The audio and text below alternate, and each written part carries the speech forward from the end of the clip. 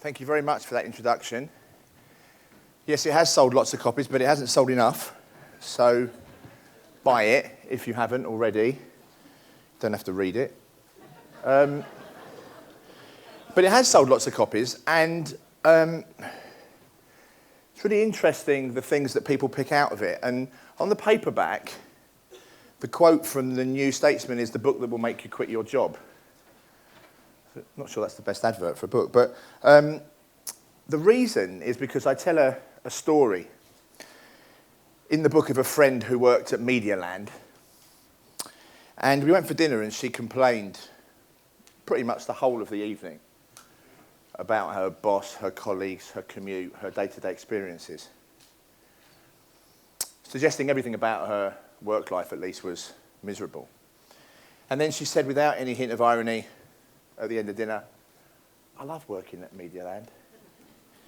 And there's an important distinction between how we evaluate our lives, the stories we tell about the things that we think should make us happy, and the experiences of what actually does and doesn't day to day, moment to moment.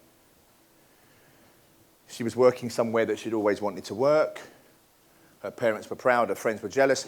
How could she not be happy working there? But day to day, her experiences told her something quite different. And probably not another good advert for the book is the relationship example of a colleague of ours who dumped her boyfriend of 7 years after reading the book. The book that will make you split up. Because she realised that she was living in the story of the kind of man that she thought she ought to be with, rather than paying attention to the day-to-day experiences of the life that she was having with him. And one of the biggest barriers to being happy is to pay more attention to the things that affect how we feel, pleasure and purpose, day to day, rather than the grand stories that we tell about the things that should make us happy when we tell stories about our lives. Well, that all sounds depressing, doesn't it? Professor of behavioural science. I know Professor of happiness is the worst thing that people I ask all the time. So, were you happy? Right, well, I wasn't until you asked me that fucking question. Again. But on a more positive note, insofar as asking people questions about overall how satisfied are you with your life, say anything meaningful about people's happiness, it's actually quite good to be married. Married people report being more satisfied with their life than single people do, overall, on average. And divorced people report being happier, overall, on average, than people that are separated. Now that's important because separation is very attention-seeking. Will we, won't we get back together again? Should we, shouldn't we? Divorce is final, it's over, there's closure, you can move on. He was a dick, I can find someone better. So actually, I'd like to ask you a question. Hands up if you're currently seeing someone. Oh no, that isn't the question. But thanks for answering it. That's part A. Part A of the question, hands up if you're currently seeing someone. Hands up if you're currently seeing someone that is worse than your previous partner, boyfriend or girlfriend.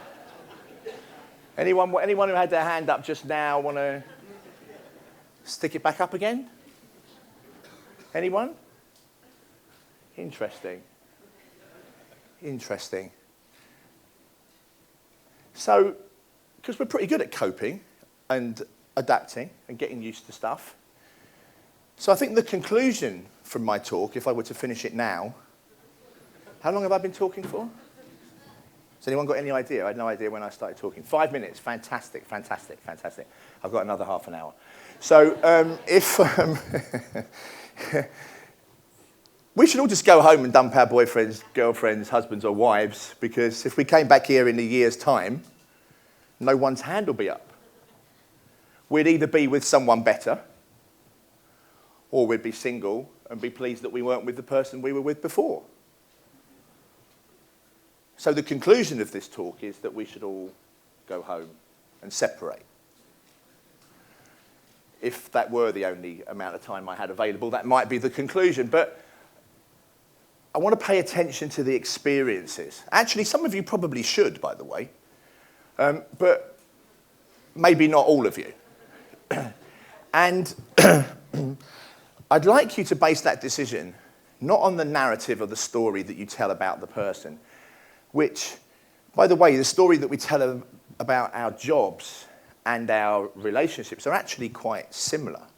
They're driven often by status, by what other people tell us about the kinds of jobs or kind of people that we should be in or with, expectations, narratives, stories from literature, from music, from love songs. But there's an additional one, I think, with the relationship, is this crazy story about there being the one. If anyone would like a parody of that, I suggest listening to Tim Minchin's If I Didn't Have You, Anyone Else Would Do song. But I want you to base the decision about anything that you do in your life, including the person that you're with, on the experiences that you have with those people, with that person, and not on the stories that you tell about them.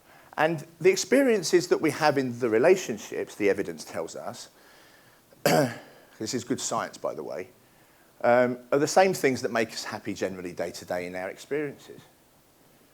Does this person make you laugh? Do you make them laugh?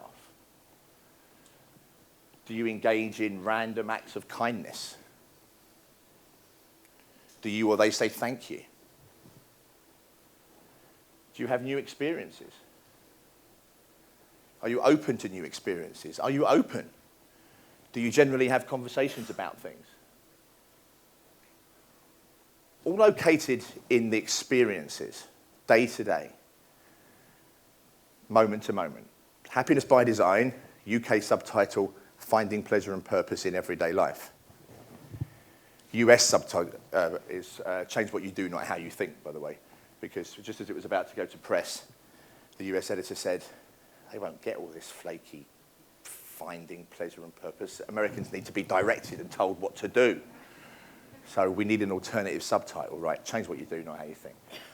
And it's change what you do. It's in the experiences, what you do, not the stories that you tell about your lives. And I want to conclude, so that's positive, I think. You know, reflect on, get feedback about how the person that you're with, or generally the things you do, the jobs that you're in, make you feel moment to moment, day to day. Do they bring you pleasure and purpose? If yes, stay. If no, pack your bags. One thing that I think you should not do is ask yourself the question, do I love them? Or do they love me? Because I'm thinking that a theme of the second book, because of course when you write a successful first one, publishers are constantly on at you to write a second one. Someone told me that they just keep getting you to write until you become unpopular or die. I guess I'd rather die. And one of the themes will be around the stories. And we have this huge story around love, because it sounds kind of nice, doesn't it? And actually, in its true essence and true meaning, it is nice, it's liberating and freeing.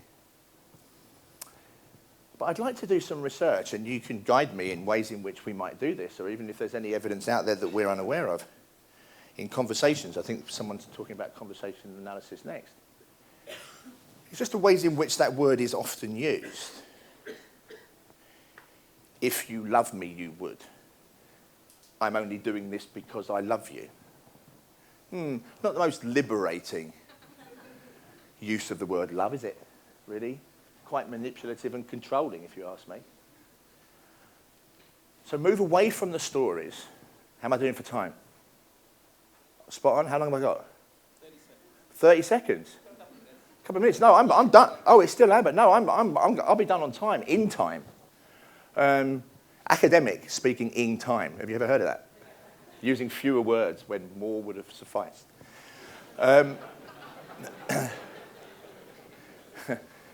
Yeah. Where was I? No idea. So, forget love, because it's one great big fucking story, and pay attention to the experiences. Pay attention to the stuff that you do day to day, moment to moment. There's this saying about not sweating the small stuff. Happiness is in the small stuff. It's not in the big life-changing changes. It's in the stuff that you do day to day. And that applies to your marriage, your relationship, every bit as it does to your life in general. And that's my conclusion. Thank you very much.